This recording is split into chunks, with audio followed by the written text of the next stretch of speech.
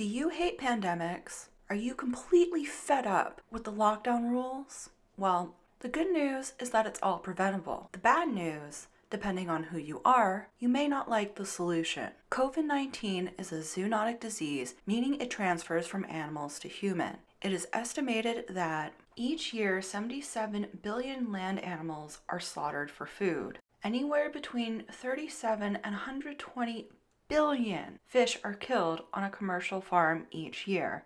In the US, it is estimated that 46 million turkeys are killed each year just for Thanksgiving alone.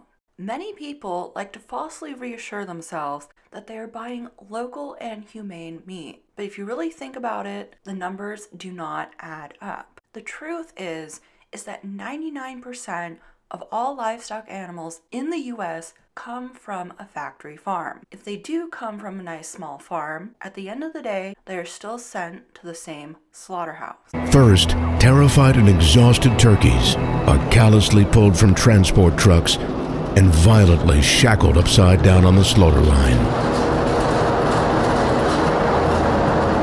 Knock it off, it starts flying two things. Smash this truck lane, don't hit it. Once shackled, live birds are dragged to an electrified vat of water. This causes painful shocks, but doesn't necessarily render the animals unconscious before their throats are cut open. We cram all these animals together in filthy conditions. Yet when the next virus or disease breaks out, we act like we're all surprised. The intensive crowding of industrial poultry farming creates a breeding ground for zoonotic diseases and has been linked to previous epidemics, including avian flu. Animal agriculture also puts us at risk for fecal pathogens, including antibiotic-resistant superbugs.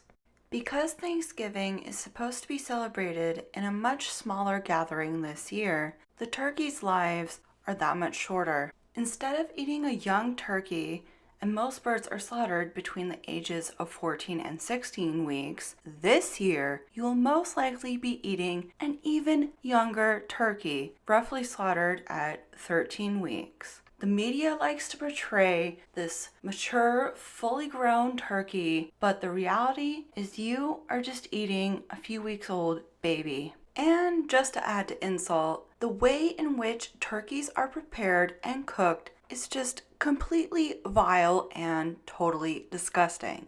You know, a lot of people are kind of intimidated about making a turkey, but really it's very simple. You just have to know the anatomy of a turkey, and it's got over here just the tiniest little stink hole, but it's big enough to get your hand right up inside it.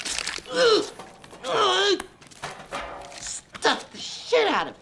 I cook it with all the giblets, the penises and the ginies.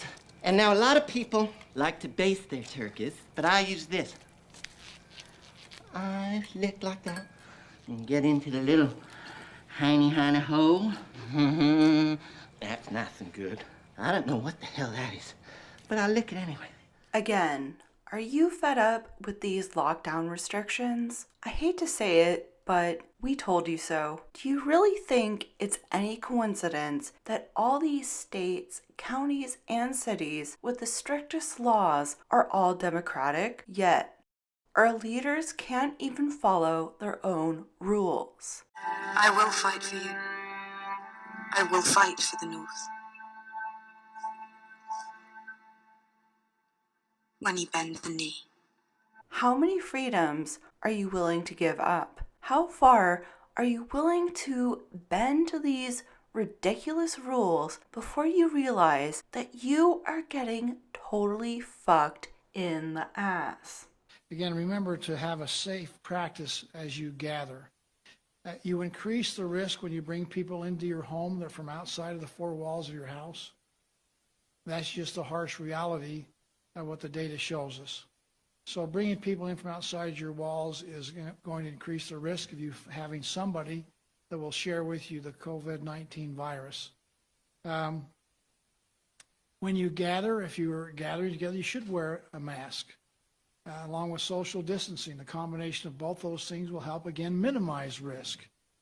And as you gather, the smaller numbers that you gather with, the safer you will be. Again, smaller is better as far as minimizing the risk. I had a doctor call me and say, you need to emphasize more, Gary, about washing of your hands. That's a part of the protocol. We talk about hygiene, appropriate hygiene, but we need to wash our hands regularly. Though I've not talked to any individual. Excuse me. You know, you're supposed to cough into your elbow. I don't know. Jeez, Tapper, leave the guy I learned that actually alone. covering your White House. That's, actually, that's true, but fortunately, Wow, he gets off on that, doesn't he? Okay. All right. I agree. You're right. Need to preach and practice, not just preach and not practice. And I've done my best to do that. We're all human. We all fall short sometimes.